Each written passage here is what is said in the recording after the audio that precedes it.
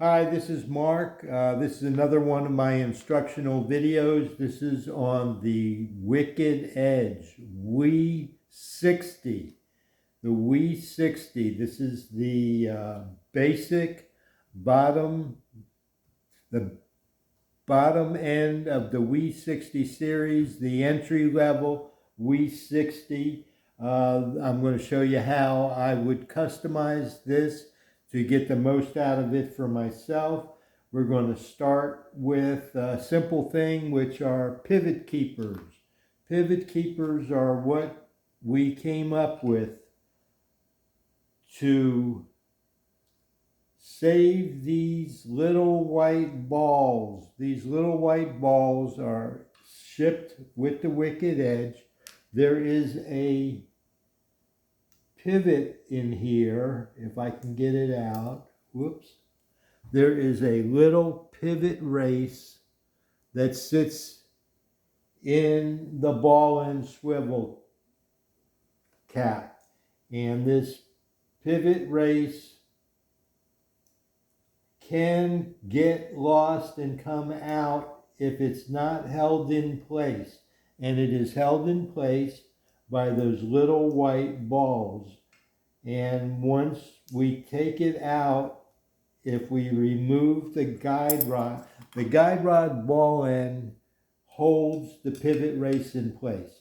So as long as the guide rod is installed and swiveling, the pivot race will stay in place. If you want to make this, use it portably, and you want to remove the guide rods, you have two choices.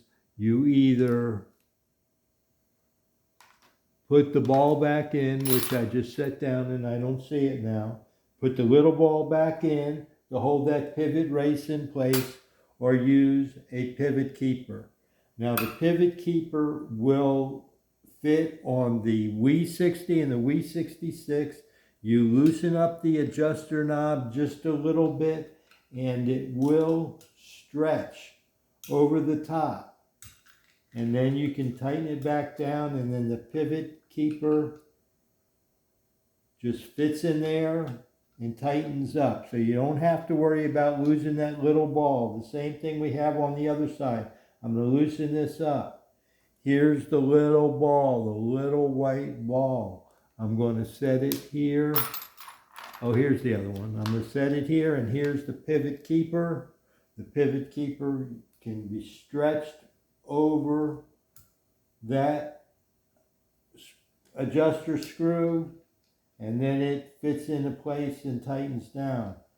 Now, let me just show you one more thing. This is a WE60. It's mounted onto this aluminum base. I have drilled it and tapped it from the top. If you unscrew this to put on your pivot keeper on the WE60, these screws will come out. The adjusters will come off, and it may drop that bolt out the bottom. If it does, you may find yourself in a position of inconvenience where you will have to dismount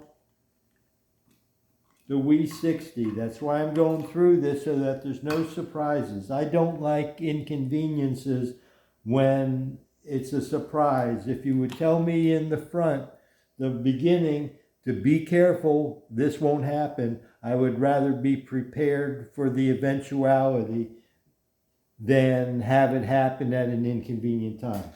So the reason that I showed you is that if you take the screw out to put the pivot keeper on, that nut can fall out the bottom, because those nuts just sit in there. They're not locked in.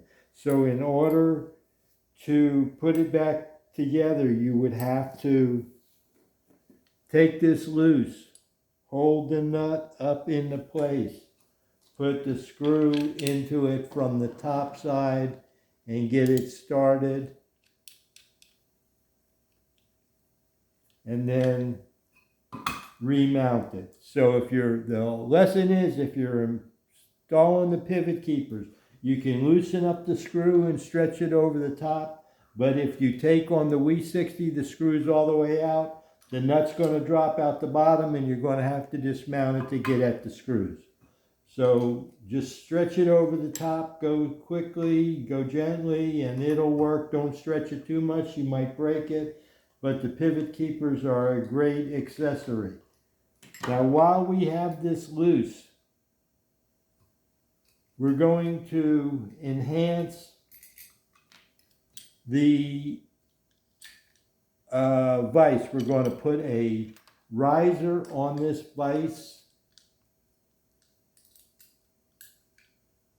to raise it up. And in order to put a riser, we're going to need a longer screw. We're taking this one loose from the bottom. It's been dismounted from the base.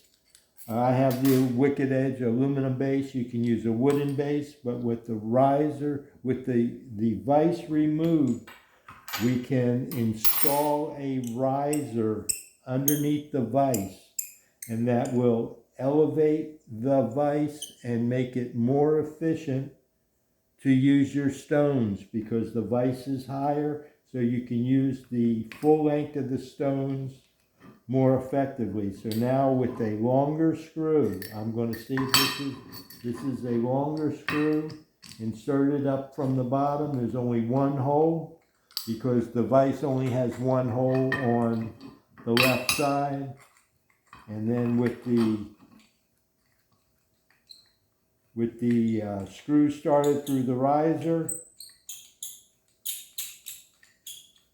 bear with me, I'm doing it in real time so you have a real idea of how much time and work is involved, instead of me doing a 5-second video, and the reality is it took me 27 minutes to do it.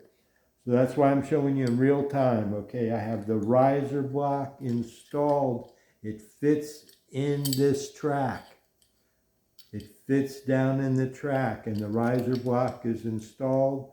The screw is sticking up, and then I'm going to put the vise onto this screw, and that's all it takes is one screw, and that does get tightened up.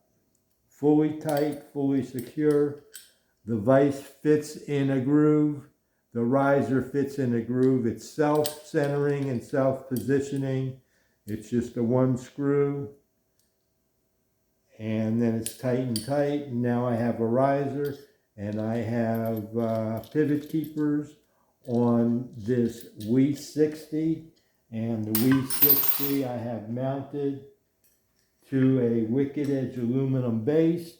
That's about the most you can do for the WE60 to enhance, I'm looking for my other screw, to enhance the use of it.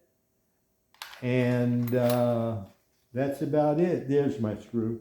That's about it. There's your WE60 with the roller ball. Now we have the pivot keeper. You loosen up the pivot keeper. It stays on the screw. It doesn't go anywhere. Then you can, it holds your pivot race in place, and it goes on from there. Thank you.